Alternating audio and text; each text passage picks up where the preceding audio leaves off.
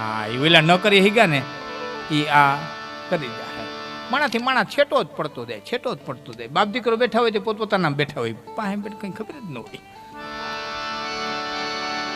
હા મહેમાન આવ્યું ગયું કાંઈ ટીવીના સામો બેઠો રહીએ, રાજ્યસભામાં રિમોટ લઈને બેઠો રહીએ, ચેનલો બદલાવી જ રાખે, બદલાવી જ રાખે. એકે ચેનલમાં મજા નથી આવતી, બદલાવી જ રાખે, બદલાવી જ રાખે. છતાંય કલાક દોઢ કલાક કાઢના ટીવી આવી. શું કરવા? એને પાડોશીથી મજા નહીં આવતી હોય તઈ ને નગરમાં ભલામણા ભેરા થઈને બેહે. હા અને એમાં અમારા અમુક સિટીમાં જો તમારે ખંભાળિયામાં થઈ ગયા છે.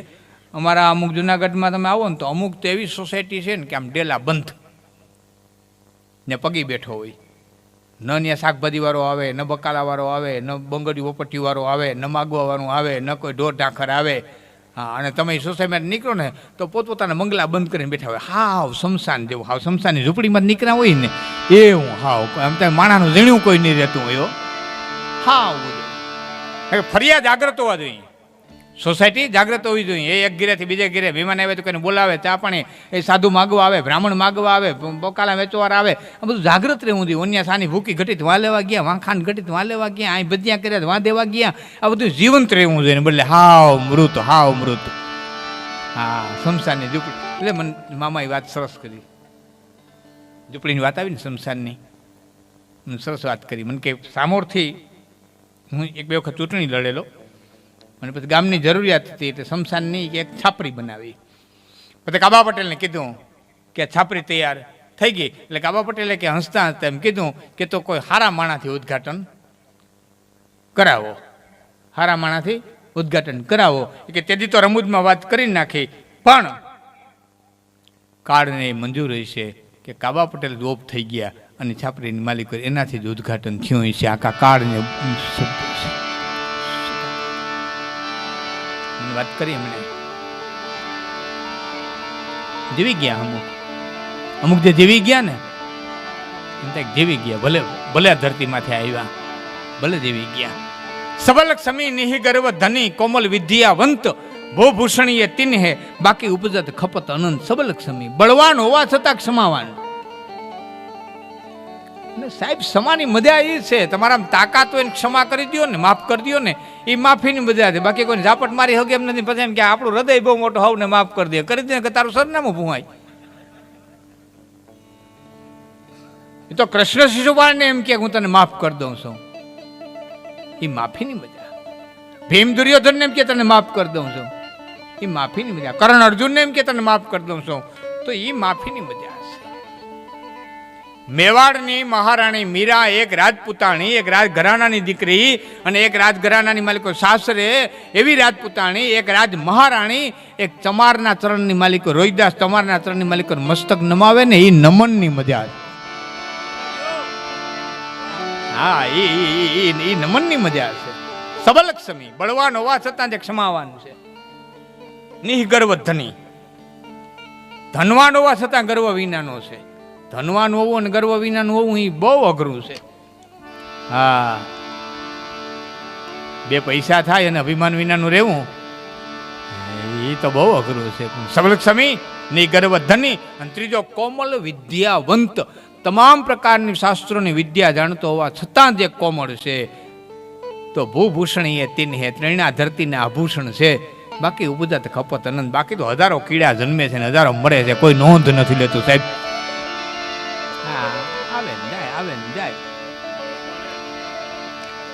વાવડો વાટ લઈ જાય ત્યાં માણા ભાણામાં દૂધ ન લે કે ભાઈ આજ મારા ભાણામાં છોકરાઓ દૂધ ન દેતા. કે કેમ કે ફલાણા ગામની માલિકો ફલાણા વ્યક્તિ વ્યા ગયા, ફલાણા આપા વ્યા ગયા, ફલાણા પટેલ વ્યા ગયા. કે તમે કોઈ મળ્યા હતા કે ના મળ્યા નહોતા, પણ એની કીર્તિ મારા કાન સુધી પહોંચી હતી. માણા ભાણામાં દૂધ ન લે ને એ દેવી. હા ખંભાળિયાનું ગામ બેરાજુ, રામી પટેલ વાડીએ આંટો મારવા ગયા. મારા બાપુ વાત કરતા, મારા ફાધર, કે આ વાડીએ આંટો મારવા ગયા, હાથી રોતો હતો અને હાથીને એટલું બધું છોરા કેમ રો કે મારી હગાઈ તોડી નાખીશ. કેમ? પટેલ મારે સીમમાં સેઢો નહીં, ગામમાં પેઢો નહીં, રેવા ખોલ્યું નહીં, ખેડવા ચાહ નહીં, મારી હગાઈ તોડી નાખે. અને એમને ઘોડી પાછી વારી. એ છોકરાના મામાની આજે કીધું કેમ સગાઈ તોડી નાખે, કે પટેલ તમે તો સમજો છો, મારી દીકરીને મૂલ કરવા મોકલવી ને, હાવ મૂલ કરવા. અને કયો જગતનો બાપ એવો હોય કે દીકરીને પરબારો મૂલ કરવા મોકલે? કે પ્રશ્ન તો આટલો જ છે ને કે હા, કે ગામના વાણિયાને તેડાય 20 વીઘા જમીન લખી લે. એ 20 વીઘા જમીન હાથીને દીધી અને હાથીને પરણાવ્યો તો બાપ તઈ ખંભાળિયા બેરાદા કાઉન્સની માલિકો રામી પટેલનો લખાતો. બસ હાલતી ને ખંભાળિયા બેરાજા કાઉન્સમાં લખાતું રામી પટેલ. આમથું નથી રહેતું.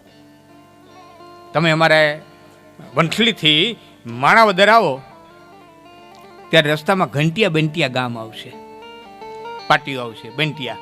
એ બંટિયા ગામની માલિકો 3 ઘર, હવે તો 5 હાથ થઈ ગયા, 3 ઘર આયરોના. હું 30 વર્ષ પહેલાની વાત કરું, મારી સાંભળણની, મારી જોયેલી. 3 ઘર આહીરોના અને ઇતર સમાજનું આખું ગામ. એમાં તે વખતે એવા રિવાજો નીકળ્યા હતા, ગામ આખું એક થઈ જતું. એ ગામ આખું હપી ગયું, એક થઈ રહ્યું, આયરુનો ત્યાગ કર્યો. એને કોઈ મૂલે નહીં જવાનું, એને કંઈ બાકસ નહીં દેવાની, બીડી નહીં દેવાની, પાન નહીં દેવાનું, ફાંકી નહીં દેવાની, અનાજ નહીં દેવાનું. બધા મૂલીન માથે કંટ્રોલ મૂક્યો. બધું ગામ એક બાજુ થઈ ગયું. છેલ્લે દેવજીભાઈ કરીને વાણંદ, અને એને બોલાવીને કીધું તારે આયરુન દાઢી કરવા ન જાવી, નકર અમે તારો ત્યાગ કરી દે. હું રામ બાપા મારું અટકને આપણે આયર, મેં જોયેલા રામ બાપાને, રામ રૂડા, એ મારું અટકને આયર. અને એને વાણંદને બોલાવીને કીધું કે આવું સાંભળ્યું છે ગામ તારો ત્યાગ કરી દે. હા બાપા ગામ ત્યાગ મારો કરી દે. કે તો શું કરે, છોકરાઓને લઈને સુરત ઉયો જાય. પણ તું અમને મૂકી દે ને 3 ઘરને, ગામ ભેરા ભળી જા, કે તમારું અન્ન ખાધું છે, હું તમને નહીં છોડી શકું. અને તે દીકરા હમણાં ગુજરી ગયો, ભાઈ હાજોભાઈ ગુજરી ગયો.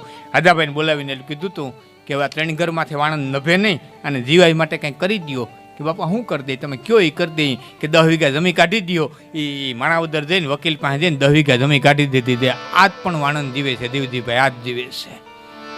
મારો બંટિયા પ્રોગ્રામ હતો, ચા દેવા આવ્યા ને ત્યારે મેં કીધું બાપા ઓલી જમી દીધી તમે? મને કે હા ભાઈ બાપુ એ જમી દીધી. હું હો હજી આ જીવતો જાગતો છે, હજી છે આજની આ તાકાત, આ ઉર્જા, આ પાવર.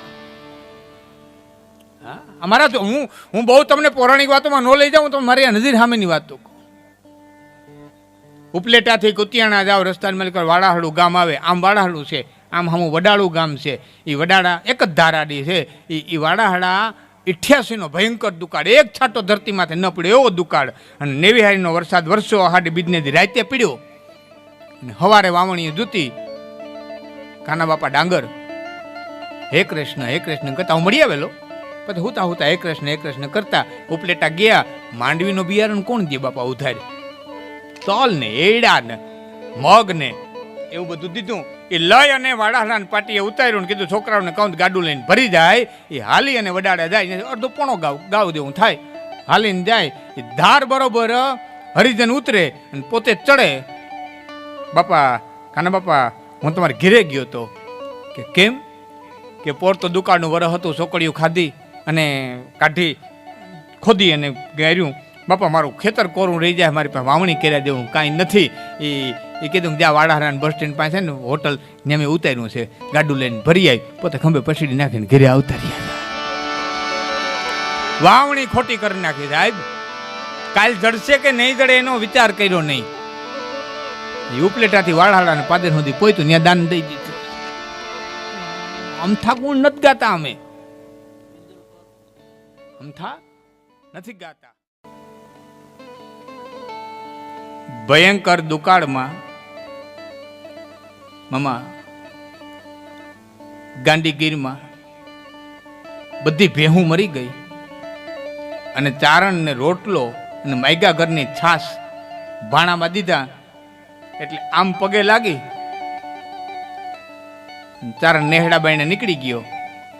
આઈ માને એમ થયું કે આ જીવ છે કેટલા દી, ખાધા વિનાનો કેટલા દી જીવ છે. ડાયું માણા તરત ન બોલાવ્યો, રૂંઢે પાસે જઈને કીધું ચારણ ખાધા વિનાનો કેટલા દી જીવે.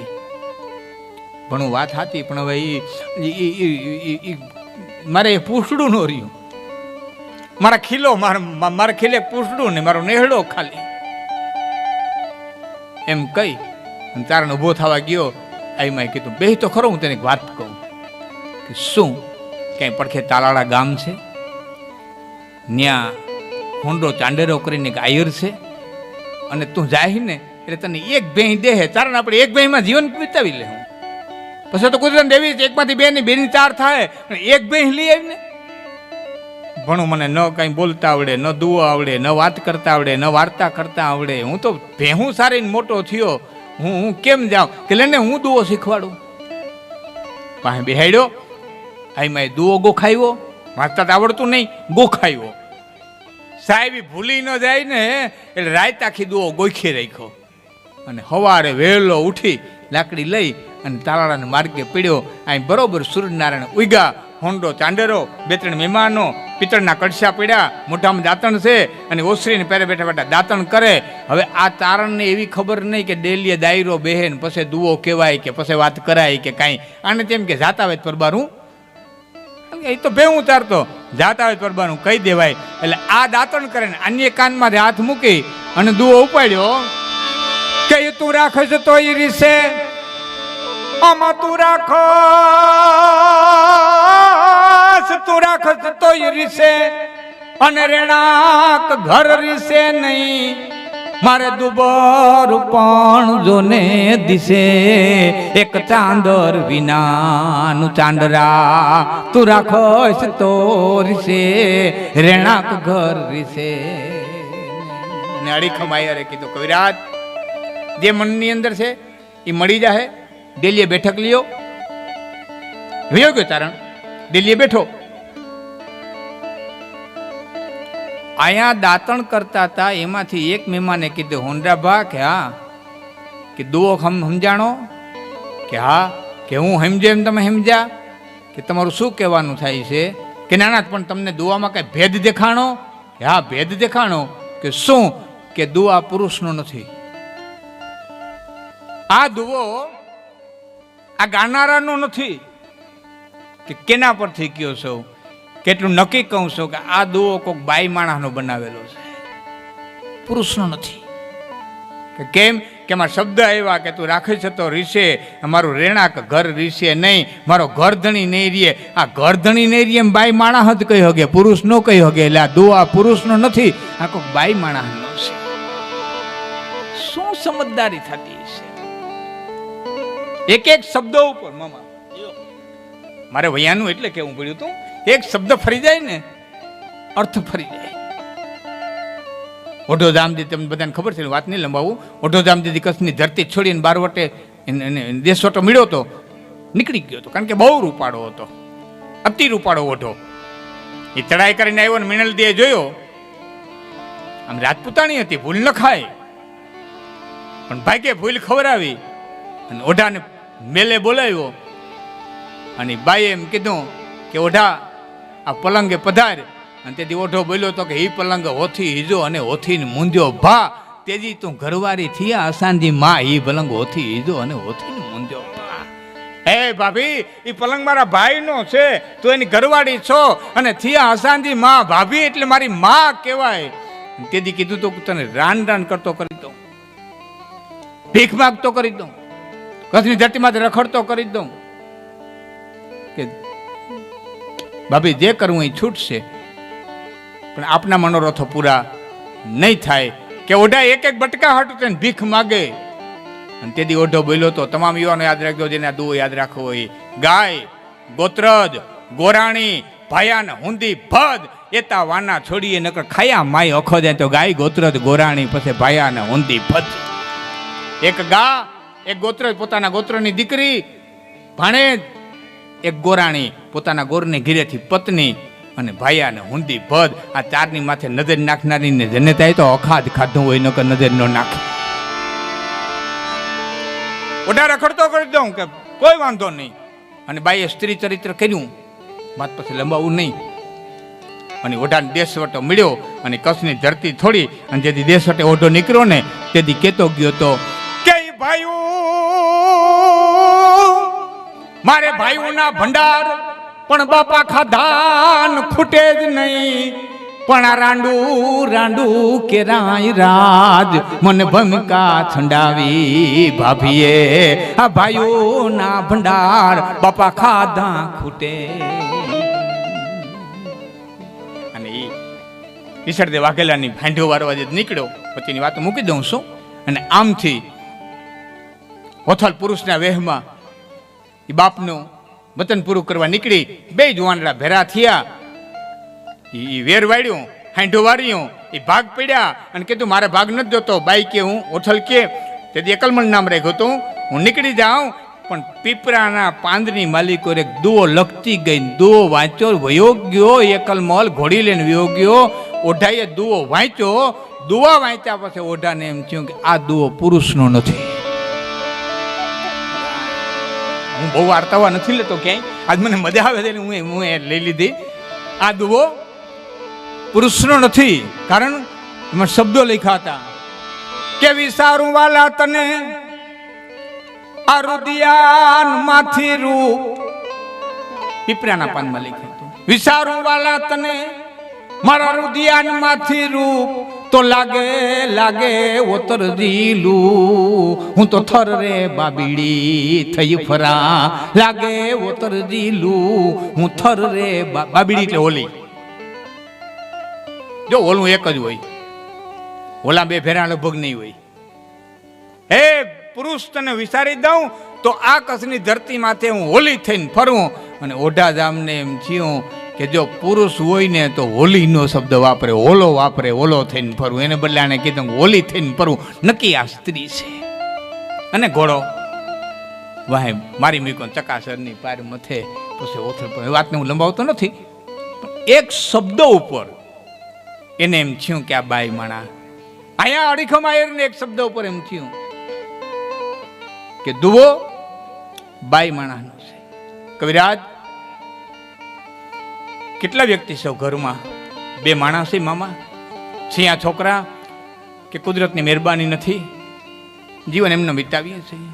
દોઢ ડાખર બધી ભેહું મરી ગઈ મામા, એક પૂછડું નો રહ્યું.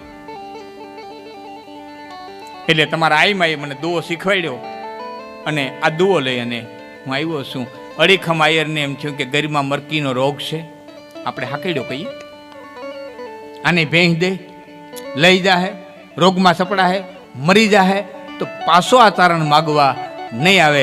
એના કરતાં આઈમાના તેડાવી લઉં ને તો વરા ઉતરી જાય. પછી આને એક બે ભેહું જે દેવી હોય છે એ દેવું કે કવિરાજ એક કામ કરો ને, આઈમાના તેડી આવો ને બાપા, ભગવાનનો દીધો દી છે, આપણે ભેડા બેસી અને સમય પસાર કરી લઈ. કાલ સવારે માઠું વરો વયું જાહે. સારણ રાજી થઈ ગયો, પીળ્યું પાટ્યું નેહે આવ્યો, આઈમાન તેડી ગયો અને હોંડરા ચાંડરાને ત્યાં સમય પસાર થયો. હારા ચોમાહા થયા અને ચારણે કીધું મામા હવે રજા દિયો, હવે અમે નેહડામાં જઈએ, ગરીમાં જઈએ. એટલે કીધું ચારણ મારે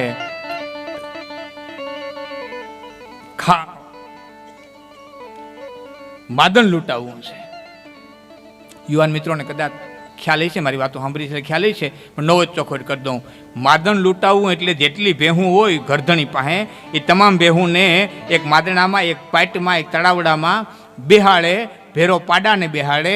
પછી જે કવિરાજ માગવા આવ્યા હોય એને વાંભ નાખવાની હોય, એ વાંભ નાખે અને પાડા પેલા જેટલી ઊભીઓ થાય ને એટલી દાનમાં દેવાની હોય. આને માદન લૂંટાયું કહેવાય. જેઠસુર દેવની હાજરીમાં, જેઠસુર દેવ નહીં, વાંભમાં માદન લૂંટાયું તો બાબુ મોભે છેલ્લે કવિ કાગની હાજરીમાં. હમણાં હું તું નથી લંબાવતો. કવિરાજ માદન લૂંટાવું છે, વાંભ નાખતા આવડે? હા મામા. એ વાંભ નાખી ટૂંકમાં એ જેટલી ઊભીઓ થયું, પાડો ઊભો થાય તો હું નિંદાણું. પછી એ ચારણ બેહું લઈ અને હાલતો થયો. આઈ માને ગાડો જોડી અડીખમ આયર મૂકવા આવેલો. રસ્તામાં નદી આવી, હિરણ આવી. આઈમાએ કીધું મારે પાણી પીવું છે. હેઠા ઉતર્યા. હવે સાંભળજો આખી વાર્તાનો મરમ. પાણી પીવા ઉતર્યા, ખોબો બરોબર આમ પાણીનો ભર્યો.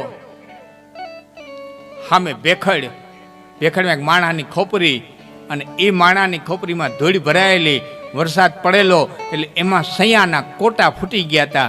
એટલે એ ખોપરી લઈને હોંડા ચાંડેરા પાસે આવીને કીધું કે ભાઈ આ જોશ કે એમાં એ માણાની ખોપરી છે કે એમાં બીજું કાંઈ જો કે એમાં માટી ભરાણી છે કે એમ નથી કહેતી ભાઈ એમાં બીજું કાંઈ છે કે માં એમાં સૈયાના કોટા ફૂટ્યા છે, એમાં સૈયા ઉગ્યા છે.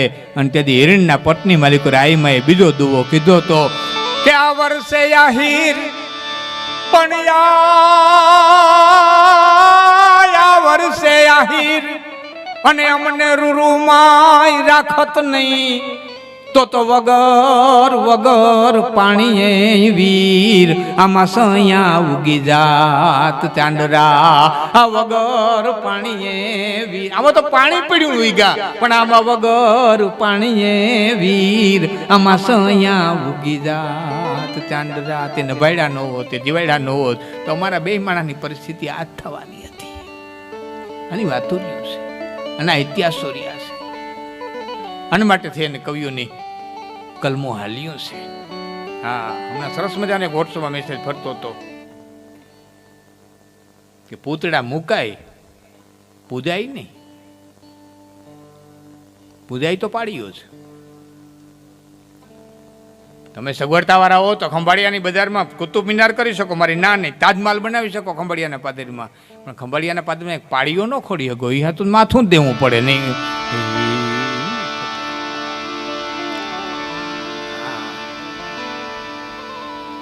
મહેમાન આવેલા ને ગરધણી વાડી ચડી જતો રસ્તાને મલકર પાડિયા છે. એટલે મહેમાને કીધું આ પાણા શું ભાઈ? કે પાણા નથી, અમારા ગામના વીર પુરુષોના પાડિયા છે.